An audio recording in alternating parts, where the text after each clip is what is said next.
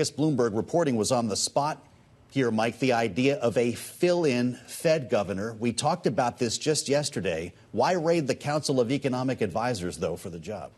Well, obviously, Miran and the president think it would be a more influential position to have him on the Fed, where he would be able to publicly criticize Fed policy if he doesn't like it, and maybe help shape the policy going forward.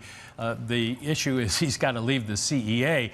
So if he does that, it seems logical that the president would appoint him permanently to that seat if he decides that he can take a chance that Jay Powell will resign in May when his term is up as chair, or if he decides to promote Chris Waller, our other scoop today, that to the chair's job, who already has a seat and he doesn't need an extra spot. Yeah.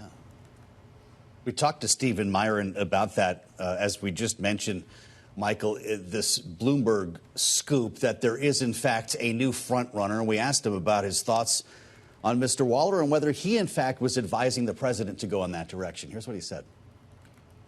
I think that Governor Waller has really built up a really impressive track record in the last few years at the Fed with his predictions about inflation, with his predictions about where Fed policy needed to move to respond to that inflation. And I think he's done himself, a big credit recently as well, not succumbing to the tariff derangement syndrome that many others throughout the country, but particularly at the Fed, seem to have succumbed to. I don't know if Miran came up with tariff derangement syndrome. Mike, that's a pretty good one. But what are we thinking? Does Waller get the big job?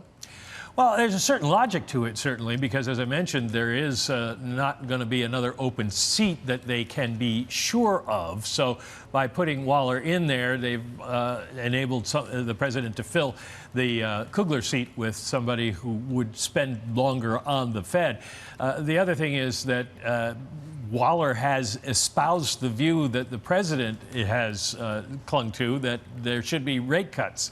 Now, Waller isn't going to do 300 basis points, but he would be in favor of a lower neutral rate. The kind of interesting question, though, is if Waller were nominated to be chair, he wouldn't take over until next June. And if that were the case, we don't know what the economy will need. Perhaps by that time inflation breaks out and the president is tweeting every day that we need to raise rates. Anything is possible.